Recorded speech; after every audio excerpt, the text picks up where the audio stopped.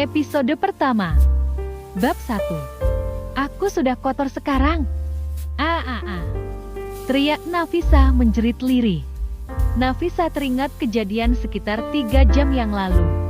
Nafisa menyerahkan kesuciannya kepada sang kekasih dengan sukarela. Nafisa baru saja tadi siang menerima amplop berwarna putih dari sekolah yang menyatakan kalau Nafisa sudah dinyatakan lulus. Nafisa sudah pacaran selama 1 tahun dengan Alan kekasihnya. Sang kekasih meminta Nafisa dan merayu Nafisa agar Nafisa menyerahkan seluruh miliknya. Nafisa dengan gampangnya menyerahkan tanpa banyak berpikir terlebih dahulu. Sebab Nafisa sangat mencintai Alan. Hampir 1 jam lamanya, Nafisa berdiam diri di kamar mandi. Kejadiannya tadi, ketika acara kelulusan sudah selesai dan dilakukannya di rumah Nafisa. Sudah 3 bulan ini Nafisa menjadi yatim piatu. Seminggu yang lalu ibunda tercinta menyusul sang ayah. Alan mengatakan kalau dirinya akan menikahi Nafisa. Makanya Nafisa berani menyerahkan kehormatannya. Bagaimana kalau aku hamil? Pekik Nafisa. Terlintas, Nafisa sangat menyesali apa yang sudah terjadi. Namun, nasi sudah menjadi bubur. Kini Nafisa hanya bisa pasrah dan berharap kekasihnya itu bisa menempati janjinya itu, agar hidup Nafisa ada yang menjamin, dan Nafisa tidak hidup sebatang kara seperti ini. Di tempat lain, seorang pengusaha yang tak lagi muda, yaitu Elo Abad Adipati, begitu syok ketika dirinya melihat hasil lab tentang rahim istrinya. Sang istri ternyata divonis mandul. Betapa hancurnya hati Elo saat ini, penantian panjang selama 5 tahun ini pupus sudah. Nadira mandul? Ya Tuhan, bagaimana aku harus mengatakan kepada Nadira soal rahimnya yang tidak bisa menanam benih? Elo mengusap wajahnya secara kasar. Dirinya tak kuasa jika harus mengatakan yang sejujurnya kepada Nadira. Elo dan Nadira sudah menikah hampir 5 tahun lamanya. Usia Elo sudah tidak lagi muda, sudah 29 tahun, sedangkan Nadira baru 26 tahun. Elo dan Nadira selama ini belum pernah konsul atau memeriksa tentang kesuburan. Nadira emang sering mengalami masalah di sekitar Misui. Mungkin itu salah satu masalah yang membuat Nadira mengalami kemandulan. Karena stres berat, Elo memutuskan untuk pergi ke sebuah klub setelah selesai dengan pekerjaannya di kantor. Elo hanya ingin menghilangkan stres dan menenangkan pikirannya.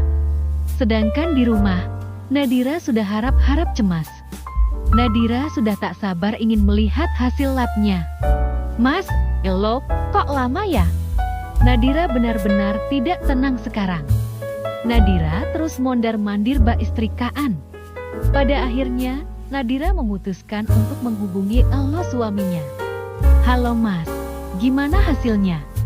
Nadira begitu bersemangat menanyakan hasil lab tentang kesuburannya ketika teleponnya sudah tersambung. Alhamdulillah sayang, kita sehat. Tidak ada masalah sama sekali. Mungkin belum waktunya Tuhan memberikan rezeki untuk kita. Sayang, ucapnya begitu lirih terdengar oleh Nadira. Tapi kenapa Mas Elo begitu sedih? Tanya Nadira yang merasa aneh dengan nada suara Elo yang terdengar lirih. Itu perasaan kamu sayang. Ya sudah, aku tutup teleponnya. Aku masih ada kerjaan, ucap Elo berbohong. Wah ya sudah. Selamat bekerja sayang. Nadira dan Elo pun memutuskan teleponnya. Nadira kembali menghempaskan tubuhnya di atas sofa. Nadira membuang nafas berat. Nadira cukup lega ketika mendengar kabar dari suaminya kalau tidak ada masalah dengan kesehatan soal kesuburan. Sedangkan di tempat lain, Nafisa sudah bersiap-siap untuk menemui kekasihnya yang bernama Alan itu. Nafisa akan memaksa Alan untuk menikahinya, sebab Nafisa sudah bingung bagaimana caranya untuk menyambung hidup. Nafisa sudah tidak punya tabungan lagi. Sebelumnya, Kak Alan, aku sudah memberikan semuanya kepada Kak Alan.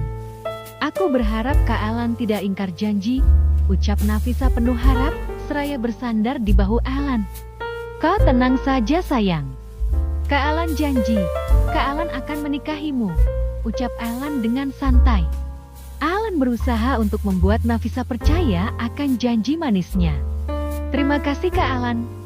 Nafisa memeluk hangat tubuh sang kekasih yang paling ia cintai. Ogah banget, gue harus nikahin si Nafisa gadis miskin.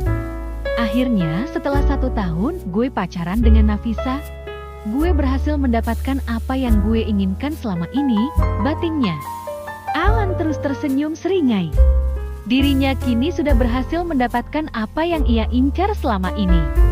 Nafisa udah berada di depan rumah Alan, rumah yang selalu tampak sepi. Orang tua Alan emang selalu sibuk di dunia bisnis. Tidak ada pembantu juga, sehingga Alan sesuka hatinya membawa perempuan ke rumah. Kebetulan pintu rumah tidak terkunci. Alan lupa menguncinya. Dirinya nerobos masuk saja. Kak Alan, panggil Nafisa ketika sudah berada di ruang tamu. Namun, si pemilik nama tidak menyahut. Ternyata Alan lagi berbincang dengan Tony, teman kampusnya. Keduanya asyik berbincang membahas soal Alan yang sudah berhasil merenggut kesucian Nafisa. Hahaha, lo keren Ren. Hebat, lo bisa dengan mudahnya ngibulin si Nafisa. Mendengar canda tawa Tony dan Alan, Nafisa berjalan menuju ke tempat suara itu berada. Si Nafisa emang gampang dibohongi. Dia pikir, gue serius apa mau nikahin dia? Gadis miskin yang penampilannya ogah banget, ucap Alan mengejek Nafisa. Betapa terkejutnya Nafisa saat ini ketika dirinya mendengar ucapan dari mulut Alan. Hatinya terasa pedih, ia pun memberanikan diri menghampiri Alan. Ketika mendekat, Nafisa mendaratkan tamparan yang keras ke wajah Alan. Lalu Nafisa mendorong kasar tubuh Alan sehingga membuat Alan tersungkur. Kau jahat, pekik Nafisa dengan getir. Kau sudah menghancurkan hidupku Kak, kau jahat. Pekik Nafisa campur isak tangisannya. Makanya kalau jadi cewek jangan terlalu bodoh, mudah dikadalin. Alan berkata dengan angkuhnya. Tidak banyak waktu buat Nafisa berdebat dengan Alan. Ia pun memutar tubuhnya dan langsung berlari keluar dari rumah Alan. Nafisa berjalan menyusuri jalanan, waktu sudah menunjukkan pukul 5 sore. Tiba-tiba gerimis datang tak diundang. Ia tetap berjalan di bawah guyuran air hujan. Gerimis itu dalam sekejap berubah menjadi hujan deras. Hidupku sudah hancur, lirih Nafisa dalam hatinya. Entah mau kemana langkah kaki Nisa membawanya pergi. Nafisa, kau gadis kuat. Kau pasti bisa melewatinya. Nafisa terus menyemangati dirinya sendiri. Tubuh Nafisa udah menggigil. Namun, ia tegap berjalan di bawah guyuran air hujan. Hati Nafisa sangat hancur. Penyesalan emang selalu datang di akhir. Nafisa sangat menyesal karena sudah memberikan mahkotanya kepada Alan. Nafisa udah tiba di rumahnya dalam keadaan basah kuyup. Nafisa duduk termenung di depan teras rumah. Nafisa sudah tidak punya tabungan untuk memenuhi kebutuhan sehari-hari. Kemana aku harus mencari pekerjaan dengan modal ijazah SMA? Lirihnya. Air mata Nafisa sudah tidak terbendung lagi.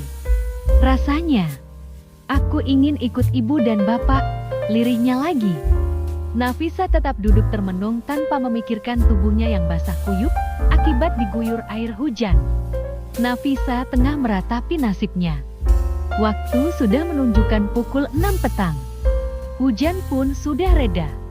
Ada wanita berpakaian minim dan usianya sekitar 30 tahun, dahinya mengkerut ketika melihat Nafisa yang tampak terpuruk. Wanita itu seorang mucikari. Kenapa anak itu? Ucapnya penasaran. Wanita yang bernama Erna pun menghampiri Nafisa. Episode kedua. Halo. Irna menyapa Nafisa. Sapaan Irna membuyarkan lamunan Nafisa. Tante siapa? Tanya Nafisa dengan tatapan menyelidik. Nafisa memperhatikan wanita yang kini berdiri di hadapannya. Ia memperhatikan secara seksama dari ujung rambut sampai ujung kaki. Perkenalkan, nama saya Irna. Irna mengulurkan tangan kanannya.